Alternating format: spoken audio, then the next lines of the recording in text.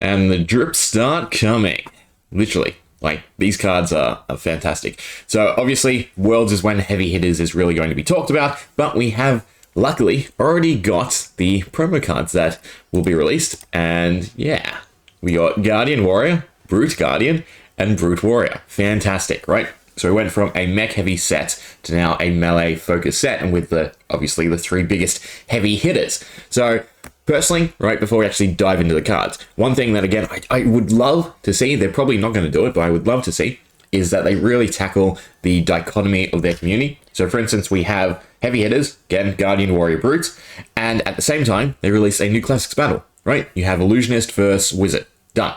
Right? So then you have the two sort of counter sides of the community, right? You have the people who you fantasize about, playing the big heavy hitters, and then those who want to play Illusionist and Wizard, right? The more spellcastery type characters. I think that would be a fantastic way to supplement these now sort of driven sets that are solely focused on very, very niche aspects. Because it's not like normal 4 hero sets, for instance. So, for instance, Sales of Aria, right? Sorry, is that 3 or is that 4?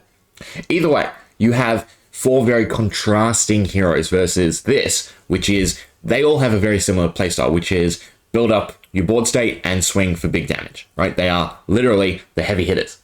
So again, to have a secondary product to counterbalance that, I think would be fantastic. Again, that's sort of what Roundtable was attempting to me. Again, I've talked about it enough, right? How disappointed I am with what we actually got for that product. But that aside, right? I think that would be a great concept to float, is again, have the normal release, 200, 250, whatever the card pool is, and then have, a Classic Battles or a round table product that tackles heroes outside of the set, right? You can even have, obviously, some degree of lore spotlight through that product, but also you can just have minimal support for those heroes. So that way, everyone in the community feels like there is something for them, because with Mechanitis, that was a big thing.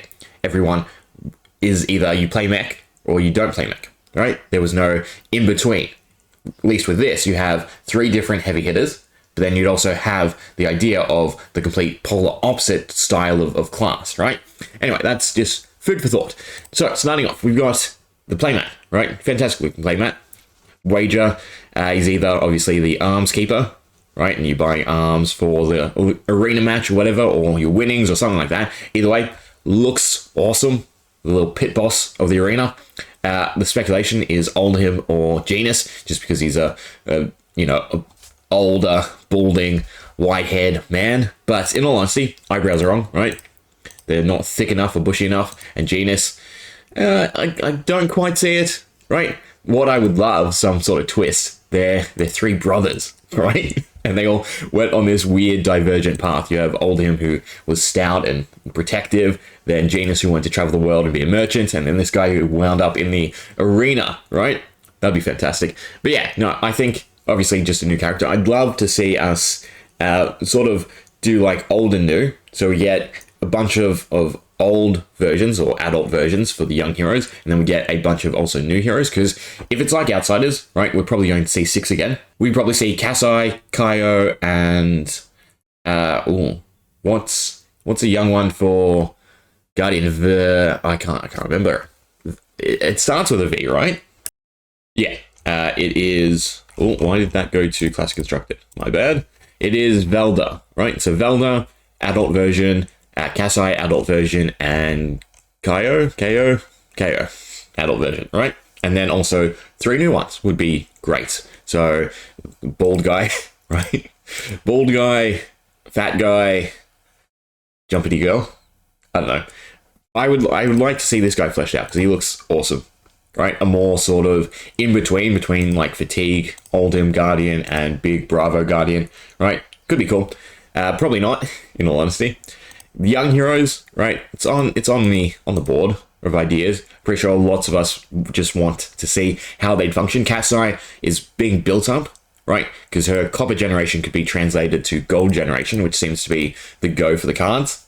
So that could be fun to see that. But then that would also be the first adult hero that has a different ability. So I don't know if copper generation fits into it, because it does seem like we gain gold. And generally speaking, from looking at sets and what we usually get, right, there's not a huge dichotomy in you can spend whatever you want, right? There's a line for X token.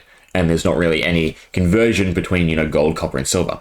So just food for thought. Anyway, let's jump into the cards. So we have Double Down, Talk a Big Game, and Runner. So you may destroy a gold you control rather than pay Double Down's cost.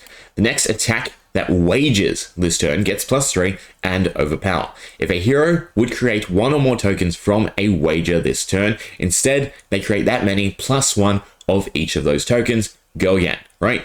That seems great, especially when we look at what the wager mechanic probably is. Now, this doesn't actually have wager on it. And the other thing that this says is the next attack that wages, right? So that can be interpreted two ways. Either triggers the wager effect or actually has the wager keyword on it. Now, it's probably this effect, because this effect definitely sounds like a wager, right? And then wagers is just the idea of it going for this effect. Does that make sense? Because it says the next attack that wagers this turn, right? And then if a hero would create one or more token from a wager this turn, right? So they are different. This is the next time you trigger a wager, and this is the next time you attack straight with wager, right? So you get this once, but then this is ongoing for your whole turn. So it does make me believe that this is the wager effect that we'll see on a bunch of different cards, and wager is essentially just a game state, right? When you have this card effect active, but you haven't pulled it off yet. So Talk a Big Game. Choose a number. Next time you deal that much or more damage to a hero this turn, create that many might tokens, right? So again, they all will probably be token generation given this effect. So, you know, we probably see one with gold, copper, silver, you know, probably gold given this effect. Might, agility would be an interesting one. I don't think that works, right? When, I do have it up here. At the start of your turn, destroy this.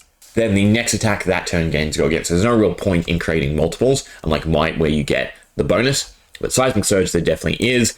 A new specific token for everyone else, maybe, right? You'd have Courage for Warriors, so that's fine. But then I'm trying to think for Brute, right? What would their token generation be? And also, right, dice mechanics.